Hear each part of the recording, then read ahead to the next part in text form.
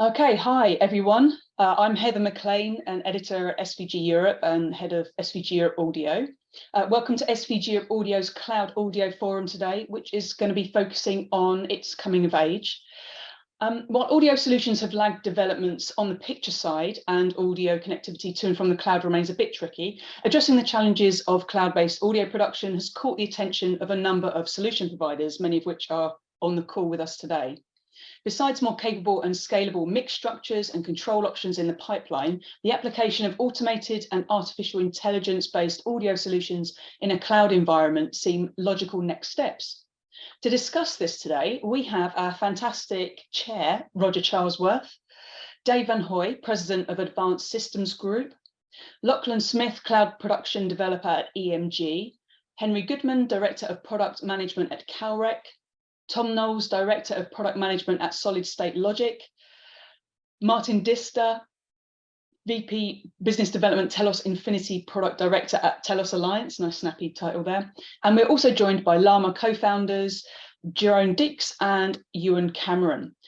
Now, while we're talking, can you please post questions for our cast of thousands in the chat below, and they'll be keeping an eye on that chat, as will Roger and I, throughout the conversation, and we'll pick those up as we go.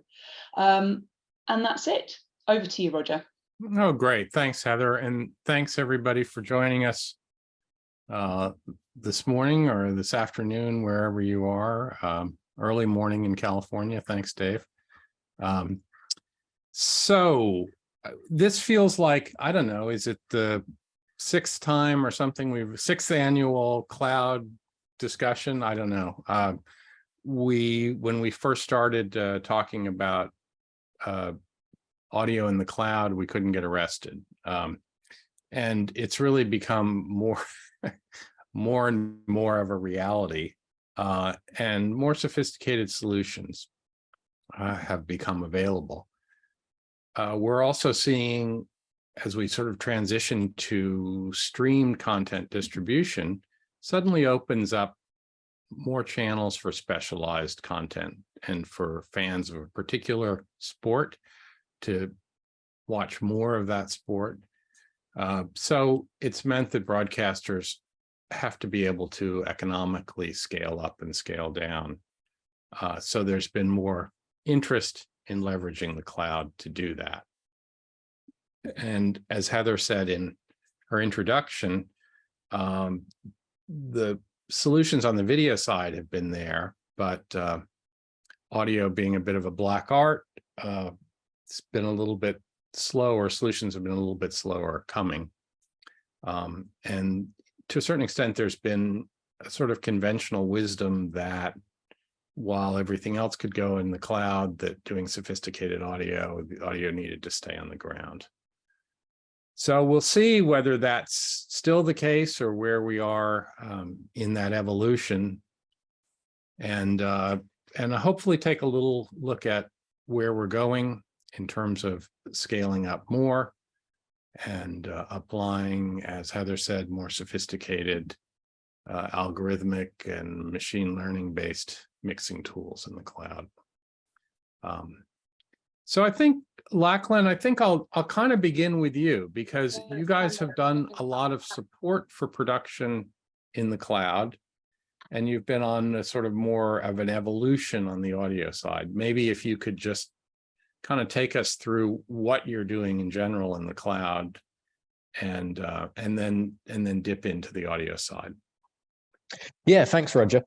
So what we've been testing mostly, obviously, is the video side of things in the cloud, getting things up from the venue, from a sports arena, for instance, testing out using bonded cellular technology to send everything up to the cloud where we do the entire production. So effectively, we are remoting into the cloud using something like nice DCV or other such remote software. We've just started looking into cloud audio.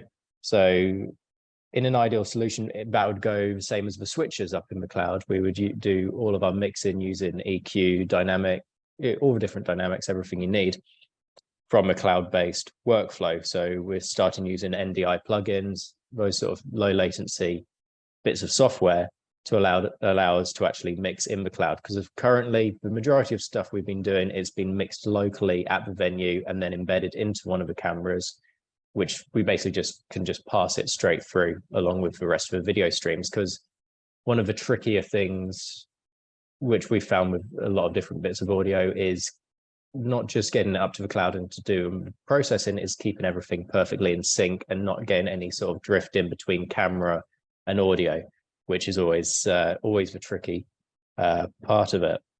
So yeah, that's basically where we're currently at with things. What we'd really like to see eventually from cloud audio is, from a user point of view, a sound mixer could walk in and effectively use the exact same hardware they're used to using in an OB truck or in a gallery, and it doesn't look any different, except it's all running up in the cloud. The monitoring's as low latency as we possibly can make it, and from a production point of view, there's not really any difference between whether you're on site or whether everything's being up in the cloud.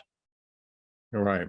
So the machine room's in the cloud and the control room looks like a control room. Exactly. It could be that, or it could be someone in their bedroom, 8,000 miles away, still doing the audio. Yeah. Yeah. Well, Dave, I'll jump over to you. In addition to doing integration for a lot of your Silicon Valley tech clients, some of whom are pretty big, you also sort of provide managed services to those people. So you don't just build the stuff, you run it and maintain it and whatnot. Definitely is a somewhat unique perspective now. Right. The managed services are bigger than the integration, but it feels like you started this journey in earnest, I think, at the sort of beginning of the pandemic, I think, sort of looking at transitioning this stuff to the cloud. I wonder if you kind of give us a little bit of the background there. Well, it's always amazing, what panic will do for you. The one of my mentors has this great line. It says, "Never waste a good crisis."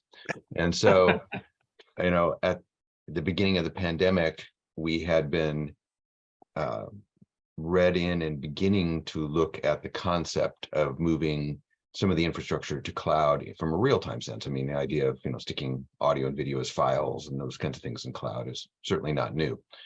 But we'd begun to work with some of the vendors who were very early, trying to see if they could make things that worked. And I think in particular, Grass Valley, Gallery Software with their Sienna product, and VizRT with their Vector stood out as things that were, at that point in alpha, secretly not really existing, except for Sienna was public.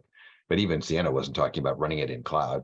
And as you mentioned, Roger, we have hundreds of people in our managed services who work at our client sites every day, producing product and producing events and shows. And as the lockdown began here in the United States, it was a pretty panicky moment as I was thinking about potentially laying off hundreds of people. And so necessity is the mother of invention, and began to spin some of these things up and see if we could make things that could enable production to go on, much as all the other television networks and were doing at the same time. And luckily we found some early partners who really jumped in kind of with both feet, including the Telos folks and the Harrison folks, which are now part of the Audiotonics group. And we began to figure out what we could do very rapidly. And so about 90 days in, we had a pretty functional PCR miniature ACR, and we've been continuing to improve it ever since. Though it's interesting, we actually just arrived at the place where we are now putting our PCR ACR into the Google and AWS marketplaces. And when I look at the VPC and the infrastructure around it, it looks pretty much the same as it did in June of 2020. So conceptually, that part hasn't changed. The vendors have changed in that there are many more vendors providing many more things that we can put there. And, this group is certainly the big contributor. And we're especially excited that we now have the ability to put large format consoles there, because as you said, doing a few channels is something that's not so hard. Putting 20, 30 input channels up there and keeping it in sync and having a control surface that people want to sit at, as Lachlan was talking about, is been something that is very, very new. And so I think that it'd be really interesting for this audience to hear about that today. Yeah, absolutely. Well, and you went through a sort of evolution of different things. You were using Reaper, and then Telos had been working on a radio console to work in the cloud, and that was a better solution, and then sort of stumbled into what Harrison was doing. And it was interesting because they'd sort of virtualized for big film mixers. They had virtualized processing Very early. Very, very early. They built, relatively few of those giant film consoles. And so instead of having designed custom DSP for them, they hit upon throwing huge amounts of processing at the time. And ironically, all Intel-based processing, which is definitely your friend in cloud.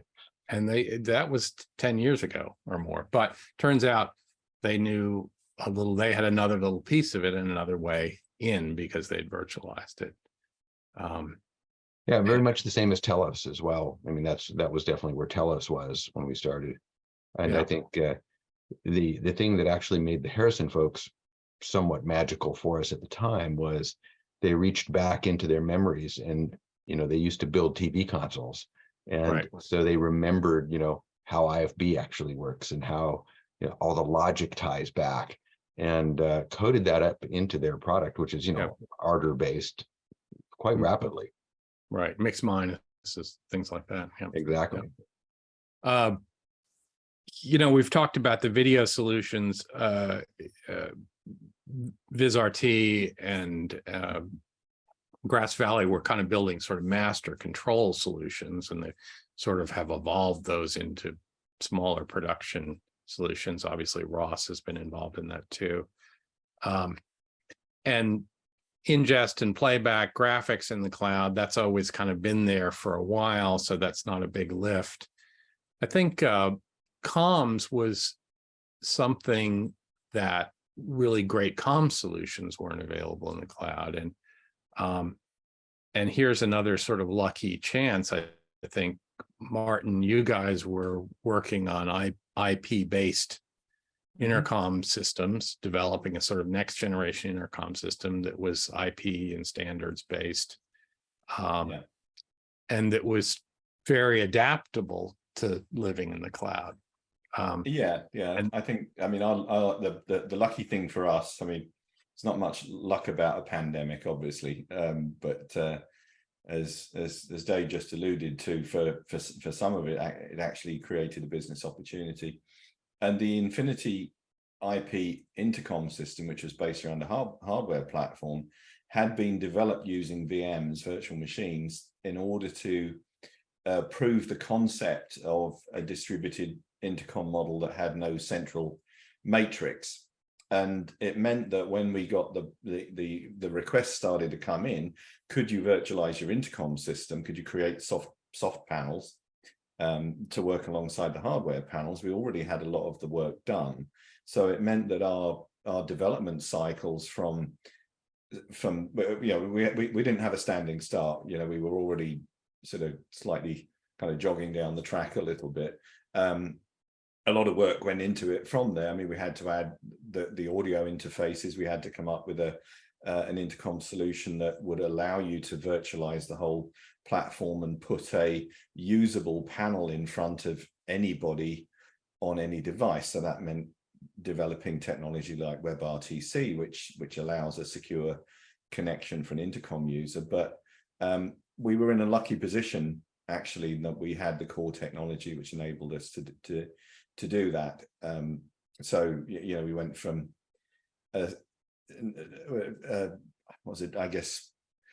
when we first decided to swing the development team onto the virtual product from the hardware product, in mid 2020, we had working prototypes probably within 3 months, you know, which is unheard of in a software project. And it took a long time to get to a saleable product from there. But it was a truly exciting time. Partnerships have been one of the most important things. Dave discovered us fairly early on. The folks at Grass Valley, we started to work on integrating the VIP system, virtual intercom platform, Infinity VIP, into the AMP environment, then into VisRT. More recently, we've been working with Panasonic and Ross, and other integrators and broadcasters, many of whose names I can see on this meeting. So I don't think I've ever looked at one of these things and known so many people before. But yeah, it's been a truly interesting ride to get to where we are. And now we have customers out there who are not just signing up for POCs and having a dabble at finding out what a virtualized comm system can do, but we've got people relying on this stuff 24/7. We've got intercom out there being used in cloud environments for live production. Not all of them you can talk about, but you've got some fairly significant probably none of them I can talk about. I mean, I find out that our product's being used for things like I found out quite by chance that it was used by one of the news broadcasters first at the Queen's lying in state and the funeral, then the coronation. Quite by chance I found out that one of the companies was using it, that we found that the POCs that have been being put out there have been used on tier 2 and tier 3 sporting events, and more recently, and as I say, I mean, I'm looking at the list here of people who are on this call, and there are several broadcasters out there in tier 1 sports broadcasters are represented here who have bought our product and are gearing up to use it in live production sometime soon. And Dave has customers who are using it right now in live news production. So it's reality. Yeah.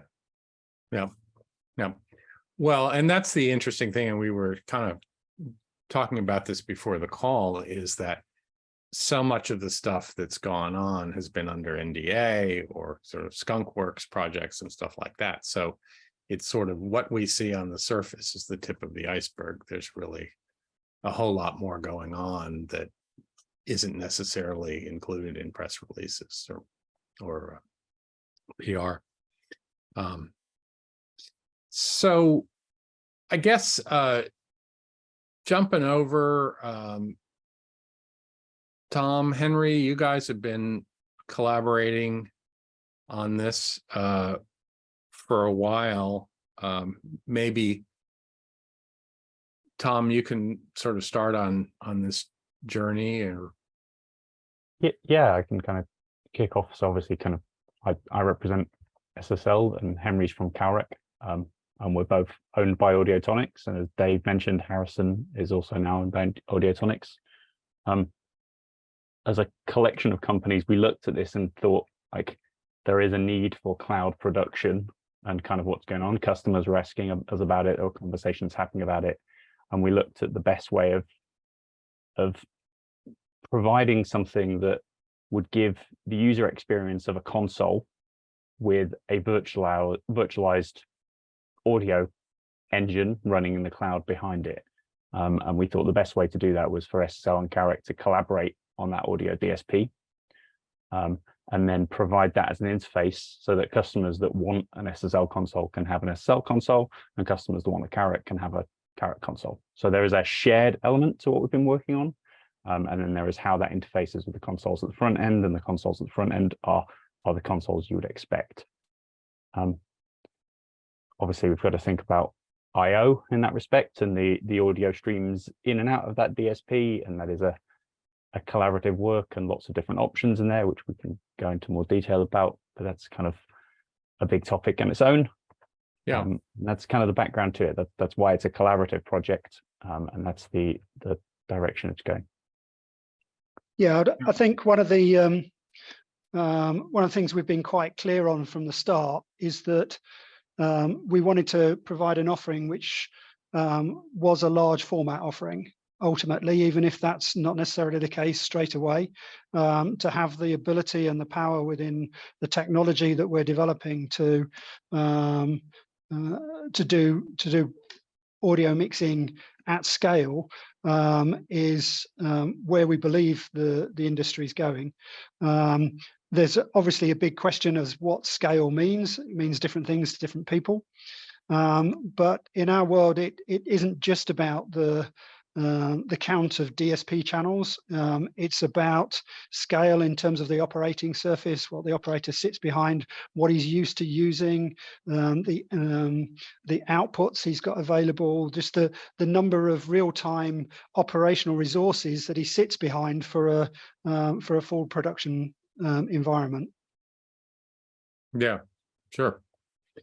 Well, and do you see this as sort of this evolution that that Lachlan was talking about, that we'll get to the point where we can do sort of tier one things in the cloud? If people want to, yeah, that's the whole point. We want it to be as familiar as sitting in a gallery mixing on a console, and we have proven that in some cases that from an operational point of view is possible. And that's one of the first things we did, was take a very early prototype and use it at a broadcaster so that we knew we weren't wasting our time. Like, actually, is it worthwhile doing this scale of thing? And it worked. So we've carried on and refined what's going on behind the scenes. So yeah, exactly. So amongst other things, you guys have done a proof of concept with a major sports broadcaster and supporting 5.1, and I suppose theoretically you could support Atmos in the same way. We ran a Absolutely. 514 bus on that environment just to check that it worked, and it was all fine. Right. And so that's part, I guess, Henry, you're talking about scale is not just number of channels, but also the scale of control surface, whatever is appropriate. But also, people leverage a lot of, in the CalRec world, people leverage the RP1 every day. But I was going to say that. I mean, I look forward to when we have a position where we've solved a lot of the challenges that we're facing at the moment, which I guess are a number of reasons why some of these conversations are a bit stilted, and that we're not allowed necessarily to talk about everybody's proof of concepts that we've done, because it is very much it's still a learning process for everybody. We still have to learn with our customers where how the audio video touch points exactly work, what the delay issues are, how we're going to get around them, and there isn't a single solution to that. There are a number of different approaches you can take, but that's very much, we're very much in that world of proving out those workflows and learning whether our existing traditional workflows are valid, whether we're going to have to invent new, slightly different workflows, how the operator is going to cope with slightly different ways of working. All these things are part of the process and part of how we'll develop it in the future. Well, is it different ways of working, or is it, as Lachlan says, it's the same way of working? It's the same way of working, I think, but with an appreciation of where things are, and an appreciation of the production values that you're working with. Mm-hmm. I mean, I look forward at, and I don't know whether it would be, we could look forward to a time where Super Bowl is done with all the audio processing and all the video processing in the cloud, or whether actually the fact that people want to be on site for the production and to have that localized feeling, environment, however you describe it, is of value and is perceived as a value for the productions. Yeah, well, the super high value production like the Super Bowl is not necessarily where people experiment and innovate. On the other hand, I'm surprised you guys, Premier League over there is done in production hubbing. And I think that came during the pandemic. There's, you know, what the disruption Dave was talking about that fosters creativity. But production hubbing is now standard for Premier League. And the people say, this is too important a sport not to do it in a proper gallery. I don't want to do this. This is Premier League. It's important. I don't want to do this in a tiny old truck. I want to do this in a gallery. So we haven't caught up to that, but I think we begin to see the antecedents of that. So the idea that things have to be always the way they are now is, you know, not necessarily true. And we'll see that, you know, the production virtualization, we're starting to see it certainly evolving.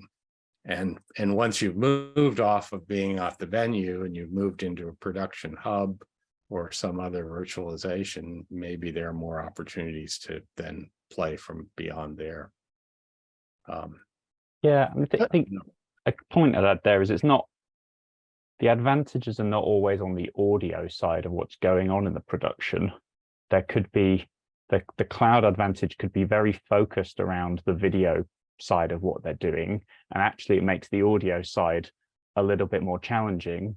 But if the entirety of the production becomes more efficient and more streamlined, and there's a little bit of extra work on the audio side, some broadcasters will see that as an overall benefit to what they're trying to achieve. So, and it's our job as solution providers to make sure that we can fit alongside that to give the experience that is as seamless as possible. Yeah. Well, what some broadcasters have said, they just need to be able to scale up, and that they don't necessarily have all the resources they need. And as they take on more leagues or more sports, then the cloud is the only where they can cheaply grow. Dave, you're nodding your head, and what are the other solutions? I mean, we mentioned distributed DSP. The RP1 has been something that we've always had for self-hears. I know in the Telos world, Telos IP-based radio consoles have always had distributed DSP, so that a remote console operating on a core somewhere else. That's certainly what we see. I mean, in cloud is a great, just yet another example of same concepts. And you know, we're in the midst of a large installation for the Pac-12 network, and noted with the, you know, that's a large on-prem installation with and I marveled looking in, realizing we have 6 consoles that run off 3 chassis. And so it's with I think 8 modules in each one. So exactly those concepts you were just talking about. And you know, in cloud, it just makes that easier. You need another DSP module. It's, you know, one more VM or one bigger VM or whatever it is. Right. And certainly that's been our experience, you know, working especially with the Telos folks. You know, it's made that incredibly agile. And you know, that's, I think, you know, when we get outside of the tier 1 events, whether they're sporting or whatever they are, you know, that is where people will experiment more. But it's also where they're looking for the most cost savings. Right. Well, and that's it, right? Because Pac-12, you know, a lot of the sports that they cover are fairly niche. So if you're covering lacrosse or whatever in Pac-12, it's not necessarily a huge audience, and yet by the nature of it, they have to cover all that stuff. And they began in their headquarters in San Francisco. Everything was coming into their building. Then they sort of jumped to, during the pandemic, doing almost everything in the cloud, right? Well, in the building or in the cloud, one of the two. And even today in the new facility, you know, we actually kind of defined it as there's hardware-based rooms and there's software defined rooms, which, you know, once you're to a software defined room, compute on-prem, compute in cloud, depends on, you know, what it is you're trying to do. And as you know, Tom and was talking about earlier, also really around where the operators are. I think that's probably what we see and hear about the most with cloud, is the ability to pick up operators without having to move them to a location. And that makes things incredibly cost effective. You know, when if I'm doing a tier 2 or 3 sports show and I want to pick up a tier 1 audio operator, and I don't have to fly them to Atlanta or wherever it is, you know, you gain thousands of dollars. And if you have a viewership that is not large for that particular event, you know, that's the difference of plus or minus. Well, and then we get into then what's the appropriate control surface, and do I lease a control surface or rent a control surface if I want to get away from just using a MIDI fader pack? Is there a kind of a cheap and cheerful enough faders tactile control surface that's easy to fly, and that maybe the production leases, somebody doesn't necessarily have to own it, but they send it out? We're having a lot of those discussions with our vendors right now about how those models might look. And the same thing with contribution encoding, you know, because it's a lot of people would like to use cloud for, you know, picking up various tier 2 productions, and contribution encoders are a big deal. You know, they're not inexpensive, and so making them easy to rent the way you might pick up a camera in a given locale is becoming a pretty interesting economic driver.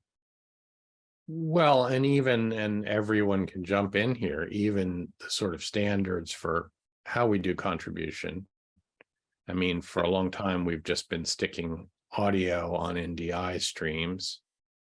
I've been staring at Pablo's question in chat. Yeah, Pablo's question Connect. Is everyone's question. Right? And we've actually been, at this moment, I think we're the only people actually running Dante Connect in real applications in the US at the moment. And it's a game changer. We have used it in POC, and it has been used live on air in applications we've done, but it's not a everyday thing. It really does work very well.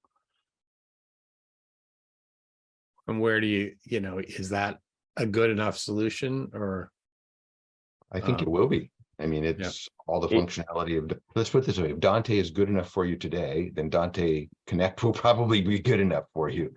You know, there are some people with Dante that don't consider Dante good enough for their applications.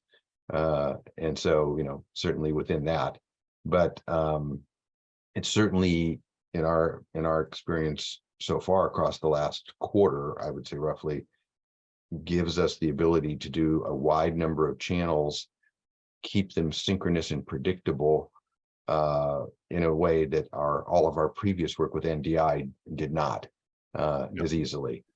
It does that, and it also provides a mono audio router where everything is just routable as a mono device. So it is your fully virtualized mono capable audio router that can also work in the cloud. Lama, you guys have been working on this a little bit, proposing a solution for this. Is this something that you want to talk about for a second, or are you? Yeah, absolutely. Yeah, Jeroen actually just mentioned something in the chat there. So we've been working with a number of large broadcasters on the IBC acceleration project, Connect and Produce Anywhere. And as part of that, we've been working with them using 2 of our solutions that are going to be introduced at the IBC. The first of these is Connect, which is essentially a virtual patch bay for audio connectivity running anywhere in the cloud or anywhere. And with regards to NDI, we've actually just implemented NDI in Connect, and it's capable of doing in one stream 256 NDI audio channels. And crucially as well, it's completely stable, because I know that sometimes there's been some feedback regarding the stability issues. So we've been using that for the testing now, and we're actually going to be doing testing for the ground to cloud using NDI, using Connect, which I think a lot of people would be obviously extremely interested based upon the challenges that people are facing. And secondly, we've also been testing our broadcast software mixer, which is going to be introduced at IBC, which is Llama Mix. And Llama Mix essentially can be an unlimited broadcast mixer designed from the bottom up to work as a broadcast mixer. It's not sort of a music mixer that's been changed into a broadcast mixer. But we've now successfully, with one of our partners, tested that on AWS with an 8XL, and we managed 128 channels stably, and that has been absolutely phenomenal. And again, I'm really interested in this conversation about hardware control surfaces as well, because we've just been using off-the-shelf hardware controllers for that purpose. And I understand that there's some concerns about that, and I understand that people might have strong opinions about that. But, you know, we're concentrating, I guess, on the low-hanging fruit, which is, you know, the stereo broadcasts. And as for that purpose, I think you can use these controllers as long as you map them correctly to your software. And secondly, I guess the other point that you probably, Roger, you'll come on to as well is the question of automation as well. Yeah, I want to come on to that. Yeah. Okay. And I know you guys have a lot to talk about there, but it's an interesting question that you raise is like, is there a sweet spot where stereo and 128 channels handles a lot of production? Yeah. Or do, you know, or we're not aiming at the Super Bowl at the moment. That's clear. Right. But there's such a huge market for everything else. I think that's the key point. And the question is can we come up with sort of viable software solutions that use, you know, custom off-the-shelf hardware for that purpose? And I think that's a really interesting market. Yeah. Interesting. Well, just jumping ahead then, you know, in terms of where we're going, it feels like in sort of replicating a conventional console to whatever degree you think that that's required, whether it needs 514 support and dedicated hardware, or whether it can work on MIDI. But where, you know, what about you guys have been sort of involved for a long time in algorithmic mixing? Where do you see that fitting into terms of the cloud solutions? And is that something that augments a conventional console, or does it replace a console? And how, you know, where is that all going, and how good can that get? Yeah, it's a really, really interesting question. I mean, we started out with our auto mix solution, which was basically a sort of closed auto mix solution for mixing various channels. It's being used by Eurosports for their Discovery channel now, which is the Eurosports Player. It used to be called Eurosports Player. But what we got a lot of feedback from was, well, guys, actually, we want to take this auto mix functionality, and that auto mix functionality, by the way, is a complete auto mix functionality. It's not just a glorified Dugan. It really is literally, you know, EQ, auto leveling, auto compression, auto limiting, and output. You know, the whole caboodle. And can we take that functionality and combine that with a manual mixer? And that's essentially what we're now going to do with Llama Mix. And interestingly, we've had a lot of feedback saying people don't like the term auto mix. I don't know if anyone wants to put their hands up on this, but most people say, ugh, I don't like auto mix.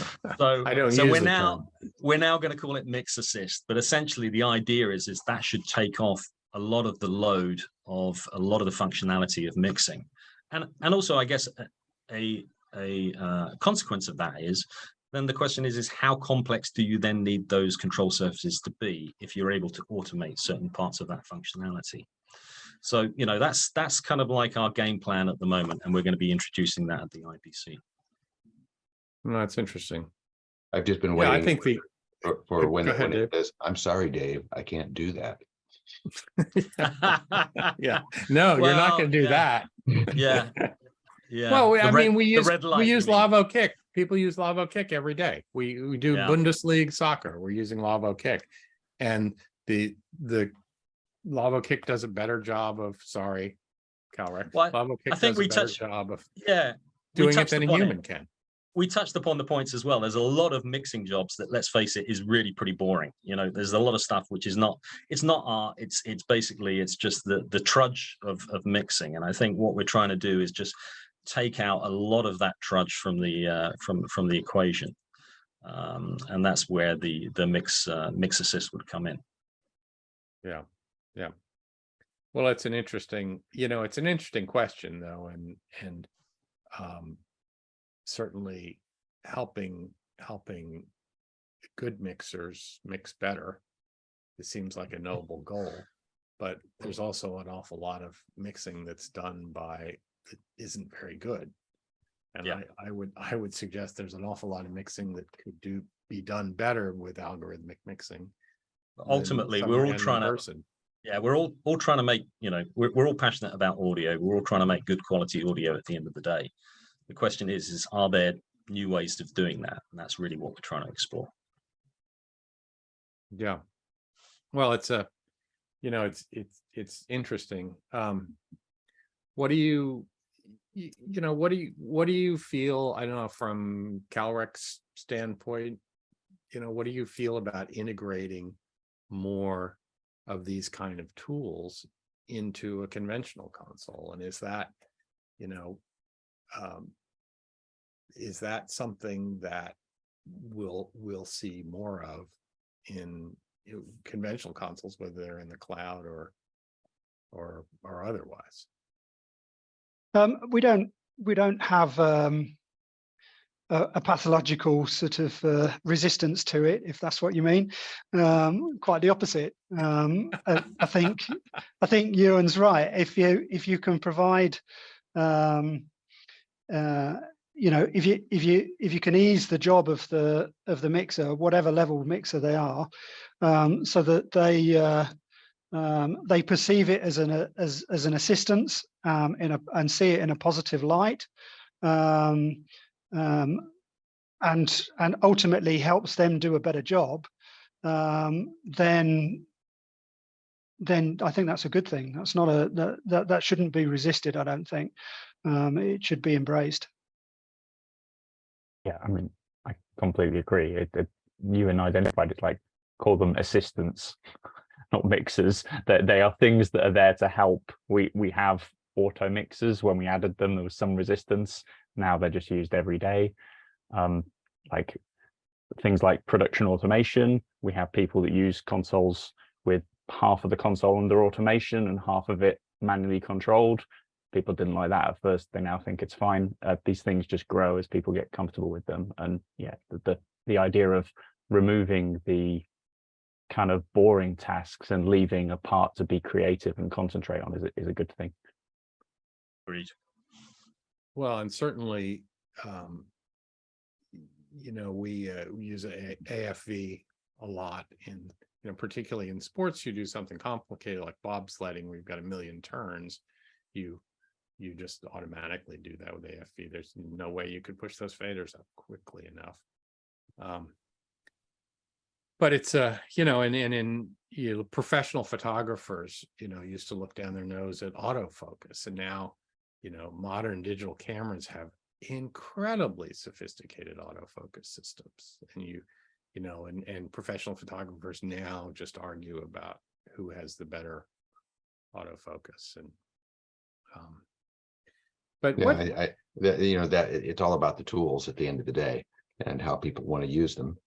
It's AFV, when we started doing it, was about following switchers in edit suites because there wasn't this thing called nonlinear. So as things, today we use that same protocol to do bobsledding. And, I think that's exactly the same kinds of things when we look at, as Ewan was talking about, using algorithmic things to do some of the drudge work that lets people hone in on the focus. And it's the same thing with the camera analogy, where if you don't have to spend all your time focusing, you can spend more time on the composition. Yeah, I think sort of going a little bit full circle, I think one of the things that the cloud, one of the advantages the cloud helps us with this is the ability, as you implied earlier, Dave, if you want some automated, some assistive mixing to help you, spinning that up in another instance next to the console instance that you've got running in the cloud, connecting the two, they're both in the same place. Latencies isn't going to be an issue. You reach a tipping point where you've got more stuff in the cloud than you haven't.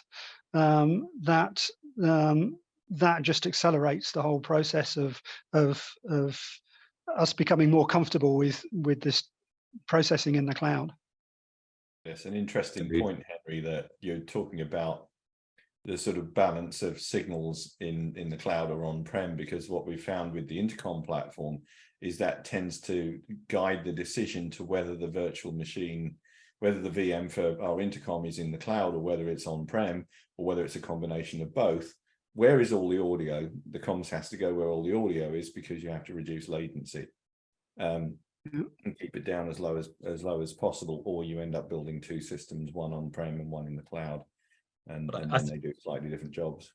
I was going to say, Martin, I think that latency question is also where maybe automation can really play a part as well, because obviously it can react faster than the human can react, and obviously with the additional latency of where you're actually transferring the audio from and to, I think that could certainly play a role in that functionality. Yeah, I mean, the important latency measurement for that is the distance and time between the processing and the operational position. And in some cases, there are things that you need to do quickly that you can't do if you're trying to mix from 1,000 miles away. So adding automation where the processing is then will help in that situation.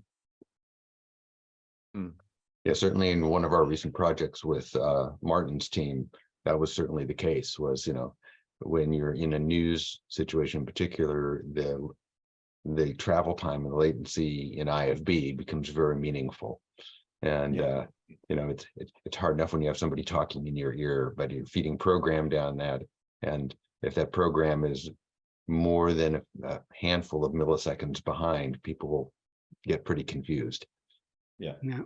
So that putting the processing in the right place, as Roger was saying, becomes a pretty critical part of the design. Well, you probably need both. You're always going to need DSP at the edge, and we need solutions that provide that. I thought that the point about, though, where the signals are coming from too is more and more we're leveraging these sort of tech infrastructure and telecom infrastructure to bring signals in. So if AWS is shipping all our signals around the world, AWS may be closer to those signals than we are in our experience, where you're running, in what zone, in what data center matters, whether it's AWS or Google. Those are very real operational decisions. How much do we need more standards? We've kind of had some ad hoc standards, and we've had some de facto standards. I mean, look at NDI, not really a standard, but it's readily available. You're talking about what you guys are doing. How do we have sort of interchangeability and compatibility universally? Do we need more standards in, where are we going with this? It's a really, really good question. I think at the moment we're unfortunately we're not being that lofty. We're not talking about standards. What we're trying to do at the moment is just be absolutely down to earth and practical. So at the moment, what we're trying to do is just connect the complete mess of what's out there in different ways, and try and find ways to actually connect those pieces together. And that's essentially what our Connect solution does. So I will leave it to the more senior members of this team to try and come up with those wonderful standards. At the moment, we're just trying to work out practical solutions to the mesh, I guess, is the reality. Yeah, I think it's interesting when you compare the evolution of what's happening in cloud compared with maybe the transition to IP. in that it does feel a lot more ad hoc. I'm not necessarily saying that the standards we are still working on for IP were foolproof by any stretch of the imagination. Standards never are, and we're still wrestling with the challenges certainly of common control mechanisms within IP, and so I think there is some room for some standardization. Quite where that's going to come from is a bigger question, I think. So Roger, it's interesting because I've been involved in a lot of those discussions. As system integrators, that becomes very poignant very rapidly. And one of my ex-bosses used to have this great line. He says, "We love standards. That's why we have so many." Right. But the real problem, and I've been working on this with the two of the three major hyperscalers, is that we're at a point in time that is unusual for our industry, where we're deploying technology before there are standards in a very rapid fashion. And so it's the epitome of the internet, literally. And so getting our arms around a standard right now is really a tremendous problem, because things are evolving faster than the standards organizations know how to act. And that has become a very interesting challenge we've been talking about with AES, with SMPTE, and with IEEE as well, because their standards processes are, as this group knows more than anybody, are years long. And internet years are like dog years on steroids. And so it moves faster than the organizations know what to do with. Right. Well, and it's interesting too, Henry, you touched on it. It's like 2110 is already kind of is today looks so backwards looking, because it was imagining all this stuff happening in machine room rather than virtualized over distance in the cloud or even in separate facilities. So we have this bright, shiny new SMPTE standard that we're still trying to implement, and it's in some ways obsolete. And you're kind of busy trying to make it work in today's environment. Especially because because 2110 in particular was not imagined in an internet world that doesn't know what multicast is. Right. Right. Again, it needs to be, it kind of was designed for a walled garden where it could completely multicast. And so there's a tangential point of view that is, if the interfaces are all software, as long as they respect the underlying network standards and computer standards that the internet and AWS and Google is built on, those technologies or standard, like collection of standards on top of that, can be deployed as multiple software interfaces. So a virtual instance can have multiple interfaces that use different technologies. So where standards in a hardware on-premises thing meant everything was the same, and that was necessary for everything to interoperate. Do it. Come on, Tom. It's been a long day. In a purely virtual world, a different instance being spun up or a different kind of connection on that virtual instance can provide that. It's not we need to go and build, from a manufacturer's point of view, it's not where you need to go and build a new hardware card and have all of the long R&D to do that. It's software. Software has a development time and a cost, but it's a different model. Yeah, and that's a good point actually to mention here too, Roger. And I know we're getting close to the end of our time, but I think the cost models that especially this manufacturer and group is working against are so dramatically different from what has been the way we've operated, well, certainly all of our careers. And I think that is the other challenge that CalRec, you know, SSL, you know, the Telos folks, everybody is grappling with, because you while on one hand you don't have these hardware investments and hits in the same way, software isn't free to develop on any level. And I think people miss that. And then at the same time, as there's a perception that the internet costs are all agile, and that's not necessarily true either. So those are all challenges we face with our clients daily. And I know that all of our partners here, which by the way are some of the best people I've ever worked with in our industry, who just really have taken some big risks, you know, are grappling with. And that will certainly affect our ability over the short term to, you know, to deploy and to get to this next generation. One of the things you hit on earlier, you were talking about the two big hyperscalers. What the customer wants to believe that they can be platform agnostic.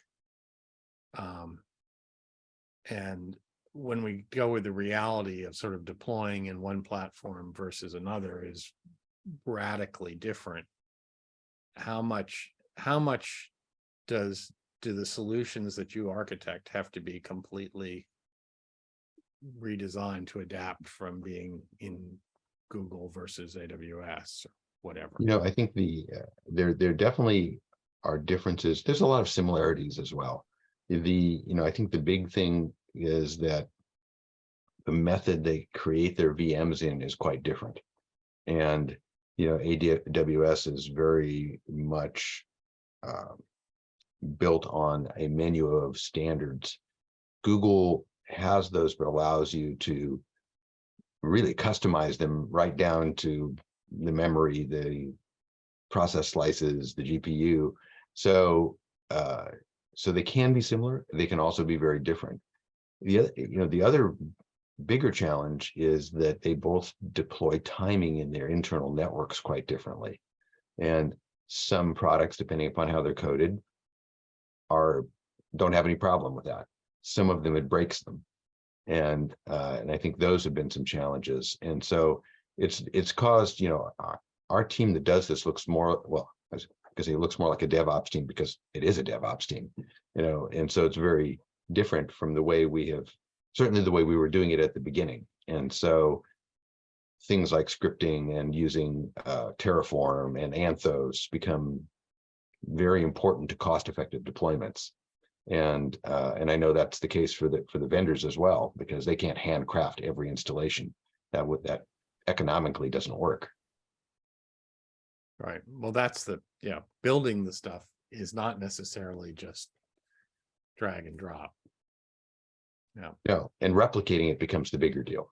And that's where it can make a big difference. But, you know, there are tools where you can that will cross-platform create deployment scripts. And I think but it always involves testing to make sure that there isn't some small platform differential that's going to come in and knock you over. Yeah. And Martin, is that the sort of your experience that you're? Yeah. Every installation is very different. There's nothing that looks like a template at all, as much as we'd like to think that that's the case. It really doesn't happen. And whether that's from the connectivity between the intercom system and the rest of the world, or whether it's the security constraints, to Dave's point about sort of having to handcraft everything, it sometimes feels like that's exactly what we do on many of these installs, and we're learning all the time, and that will get easier for sure. But you know, right now it's not easily done. I mean, I'll give you an anecdote. We had one customer who came along when we when we password protect the connectivity for all the panels and for all the other elements, because this is comms, can't have people hacking in. And they said, well, can you just make everything 1, 2, 3, 4? And look, no. Because that's what our production teams need. And think, okay, all right, so I'm hearing what you're saying. I don't really want to do that, but I'm hearing what you're saying. Some people need sort of super simplicity. Other people actually don't want that at all. And it's, you know, both ends of the spectrum. Well, security must be, I mean, even getting this stuff to work, integrate with the broadcast plant. I mean, I go to a broadcast facility, I can barely get on the internet and get my email, you know, for security. Get your email address right, in fact. Yeah, well, there's that too. Yeah, I will pipe up and say, and I think I owe Martin more thank yous than I'll ever be able to give him. But the security is actually a much bigger problem than the difference between the hyperscalers. We can pretty much build a VPC and take it back and forth between them as long as we know a handful of dependencies.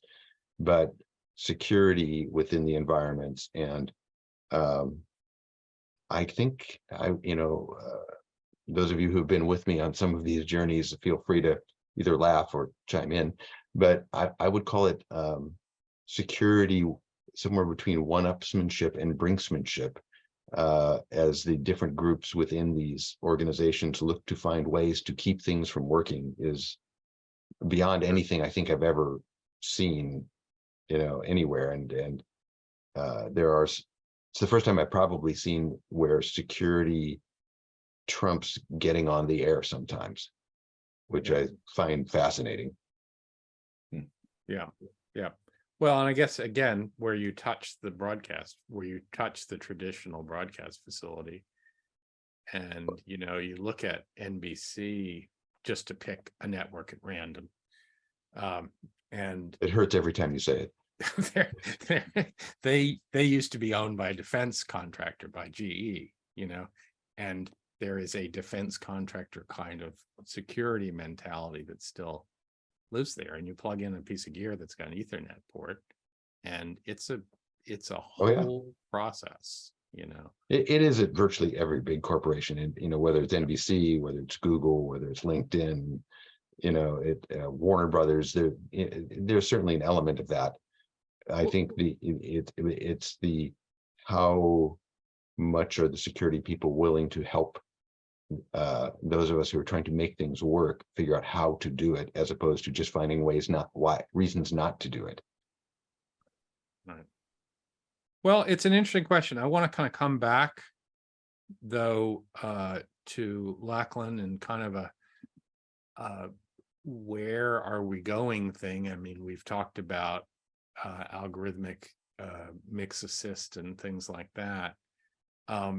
One of the things that's driving cloud, I think, is particularly in sports, is sports broadcasters are finding themselves in the position of having to make more and more content on a better production values, and particularly as they kind of land on these streaming platforms, suddenly they're against Hollywood movies. So maybe it's just like, we got you the show and we got a picture and we got some sound isn't enough. But the question is, as broadcasters have to do more and more content, or sports broadcasters in particular, how much are we going to grow the cloud, and how much do we see doing sort of regular mixing in the cloud? And I guess, Lachlan, I'll kind of start with you. Yeah, absolutely. So fast forward, tell me where we are. Yeah, so one of the ideal things about the cloud is, as you say, it's scalability. So you could have the same workflow be on a really small production as to effectively a tier 1 production, eventually being the key word behind it. So as you say, it's more broadcasters wanting to produce more and more content, more and more leagues. So some of the leagues which don't have enough funding behind it, you need to really scale things down. So whereas tier one stuff, you can have a truck go out, you can do surface remote, you can have everyone show up in an OB. There's other leagues which just don't have the funding behind it, and there isn't the money there to have the big OB facilities show up and do everything. So you might have a lower league have just a bunch of cameras, as you say, with something like Live View or AviWest show up, and then everything has to go up to the cloud from there. So there's no on-site facility to do any mixing. So that requires everything to be mixed up in the cloud, effectively taking microphones straight through XLR cables into the cameras, which then get embedded through multiple different cameras around the ground. And that's where I think we see the cloud really going and really benefiting, is being able to do a lot of smaller or lower leagues, not necessarily just for tier one stuff. The tier one stuff, broadcasters are always going to really probably be pushing for having fully fledged galleries and everything. It's more being able to produce more content for the budgets which are now being made. So if you can hit the sort of cost, if you can make it cost effective or cost efficient, then there's a potential that the market grows and that there's exactly, and it allows you to open up to sports where maybe they're still doing tier one games, but the channels are only selecting specific games, like one game each weekend is getting broadcast. Do it with cloud-based productions, it allows you to do all of the other games at the same time, but maybe not the ones which are going out on the main channels being broadcasted, but it still allows you to do facilities such as video ref, VAR, TMO, and those you provide those facilities for the actual sport themselves, and the sport might have streaming. Like take PRTV, the Premier Rugby over here. Every single game is streamed to the PRTV website. However, games where TNT or BT would cover them, they're still tier one productions. The other ones are not quite cloud-based yet, but getting along to those sort of lines, which is what we cover here at EMG. Well, and that's the sort of, I think that sort of trend will continue toward, as we kind of move toward everything streamed, is like every game streams. And if you're a rugby nut, you're going to watch every game, or you're a fan of exactly, you're going to watch. And we've already seen that now with covering more qualifying rounds, covering more, more of the season or more of the tournament. Well, yeah, smaller sports, no, it's interesting, Lachlan. That sounds very much like what our Pac-12 folks are up against, the same kind of thing that, they've got, the events that bring in the big money that, are the millions of viewers, and then you've got Wednesday afternoon lacrosse, from Corvallis, Oregon, and which is going to have 125 viewers, because that's the number of parents of the people in the on the teams, and so how do you do those economically? Yeah, exactly, and that's where cloud really comes into its own, I think. Yeah. So Tom, you and I have talked about this and you've talked about this in the past, is like, does this cannibalize your traditional business, or is this are the customers are going in the cloud? Are they going in the cloud no matter what? And do you come along for the ride, or not? It's a mixture. There are some applications where it will be very, very suitable and what people want to do, and there'll be some where they won't want to do cloud. As Henry said earlier, there's a level of being at the venue itself, whether that be a large sports or a big music festival or something, you do want to do the broadcast from there. But it kind of picks up on what Lachlan said. If you're producing more content around the same output, where you need to do these smaller events that are shown alongside these bigger things, you need the same tools in front of you. So I imagine that we'll have situations where people have a broadcast facility with a big console and DSP locally on site. And then for some other things, they will be doing cloud production, perhaps using that same gallery, but equally they could send a fader tile and a computer to someone's house and do a production from the cloud processing, and they'll use the technology they have at their disposal for different events. So it's not going to replace the current business model. It's an addition to it. Henry, you've unmuted. Go. Yeah, That's a telltale sign. It's you have something to say. You know, we've done some sort of future thinking about what the future looks like a little bit in terms of not just one or the other, but a hybrid world. So, and I don't just mean edge processing. I mean, you know, maybe one day I've got an existing on-prem console, but I've got the election coming along. So can I leverage cloud DSP processing alongside my on-prem processing, using the same control surface in front of the same operator, you know, to help those cost effective, you know, to make those sorts of environments more cost effective as well. So it's in many ways, certainly I view the cloud model as just another DSP engine. Mm-hmm. Yeah. It's processing somewhere else, yes, and certainly because of the work that we're all putting in on this panel, we hope that people use it, you know, our cloud processing tools that we provide.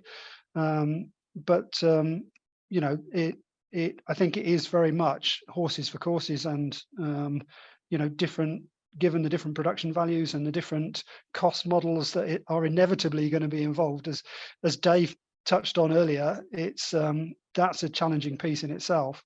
And I think there are a number of drivers, not just the operational side, but also the financial or economical side of it that are going to be at play here as well. Well, the speed of light problem. Yeah. Though, I mean, the signal acquisition is happening, you know, is more and more at distance now. You know, we do, again, NBC, I always pick on NBC, but all of Paris Olympics will be done in Stamford, Connecticut. You know, there'll be talent there. There'll be a pile of RP1s, but the mixers will be in Stamford. So who cares about time? It's synchronicity is important, but delay isn't always important. But where, you know, how much do we scale? How much audio are we doing? You guys have obviously invested a lot of resources into developing cloud solutions. How do you see the mix of cloud and on-prem stuff going forward? How much do you think that if we fast forward, we'll be doing in the cloud? Well, we just have a very sort of pragmatic approach to this. Is sort of an agnostic thing, which is where does it make sense to actually run the processing? I mean, fundamentally, that's what it comes down to. So, you know, what we want to be able to do is provide the tools so that the customers can decide what pragmatically makes best sense. But I mean, back to your earlier point about, you know, I think this kind of technology is going to create new markets that perhaps couldn't have been done economically before. So it's an enabler. I mean, we already see that with a lot of our broadcasters that we're working with. You know, they go and show this internally, and people are suddenly saying, okay, but that means this could make this sort of programming cost effective. It could actually be done now versus in the past it couldn't have been done. So I think we're also creating sort of new markets here and creating new opportunities. So, you know, it's not that we're cannibalizing what already exists. I think we're actually creating a bigger piece of pie for us to all jump into. But obviously we would like to be pushing upwards as well. So we'll be looking at 5.1, etc., moving forward from stereo. But I think there's plenty to keep us busy. Let's put it that way, guys. There's plenty to keep us busy. Yeah, I think so. Martin, any last thoughts? Yeah, it's interesting, isn't it? Because I would have said that during the early days of the pandemic, cloud was the sort of thoughts about cloud were, please do anything you can to keep us on air, and production values were compromised, and that continued for a while. And then certainly in the last 12 months, that swung round again, because now we're talking, Henry's sort of talking about the goal is, can we do the Super Bowl in the cloud? And that's something that I think has been talked about before by people. We will know clouds arrive when you're doing those major tier 1 events. So for me, what I've witnessed is certainly that acceptance of the cloud, this journey that we've gone on, acceptance of the cloud, and then people starting to use it and starting to think, actually, can I do bigger and bigger things?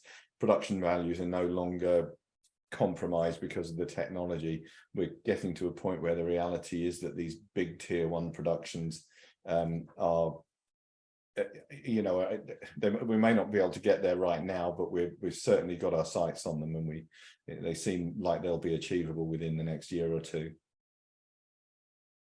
Yeah, Roger, I would tag into that. I think when I started looking at cloud technology in the fall of 2019, I always thought about it as this is a 5-year journey.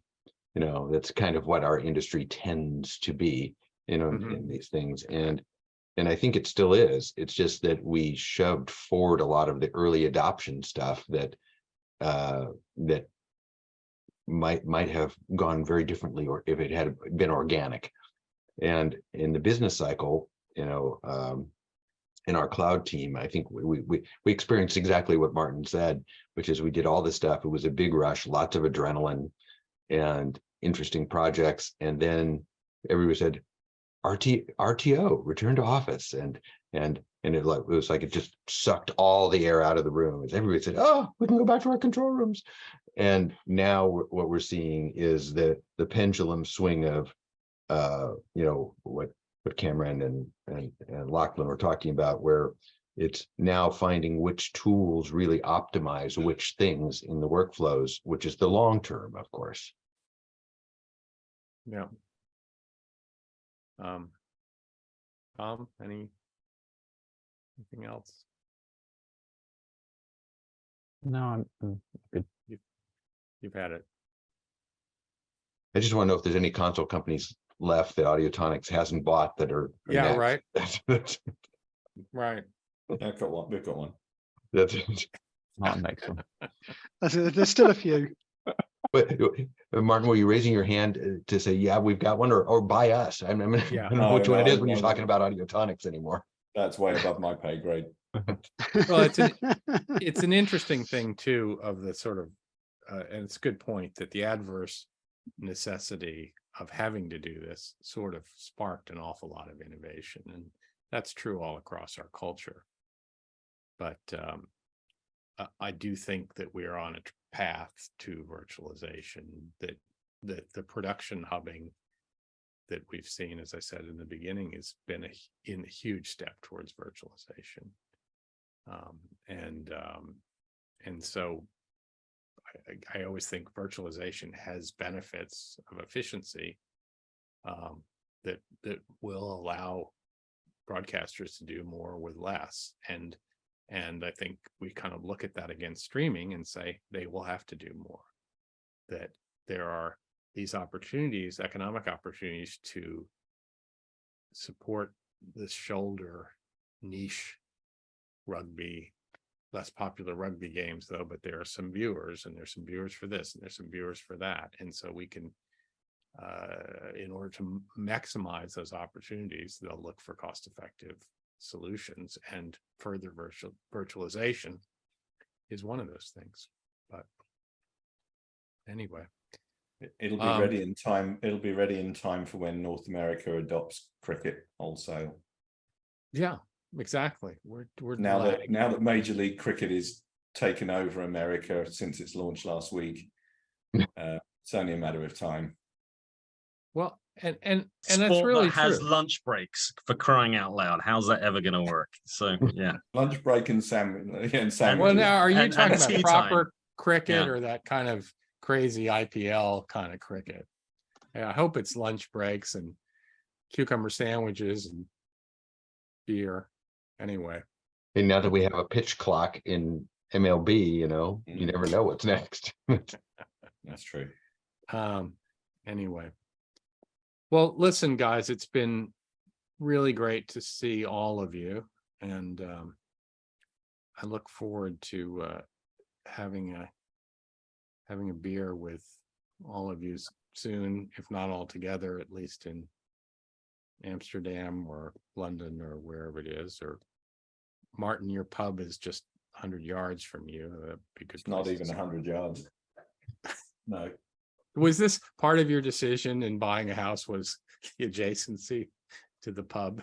No, it was a pure accident, and we wrestled with it for a long time. Should we buy a house next to a pub or not?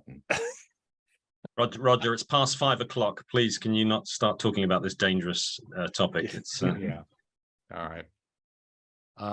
Thank you all. Heather, thank you for organizing all of this. I know everyone's been busy, and it's great to get together, and thanks everybody who joined us on this call too. And we'll look forward to doing it again. Heather, any last minute business? Last minute business will be, thank you so much to all of you for coming along to watch, and for all of the speakers. I mean, this is a really intense conversation. It's really interesting. I think, everything you've said is really, really, really good. I could write a million features out of this. But yeah, our next online event is going to be on the 27th of September with the IP Audio Forum, Discipline and Culture. So if you are interested in being a speaker on that, please get in touch. Drop me a line at any time, or Roger, because, good to be prepared. And before that, we have our Sports Production Summit in Amsterdam on the Thursday, 14th of September at the De Haarlem Studios. And then on the Saturday at IBC in the First Floor Restaurant in the Rye, we've got our networking event. So come along to that. Registration's open for that now. So if you do want to come, sign up on the SVG website. And that's it from us. Thank you to everyone. This is recorded, so it will be available early next week at the very latest. So it'll be hitting your inboxes. And yeah, thank you for supporting us, everybody.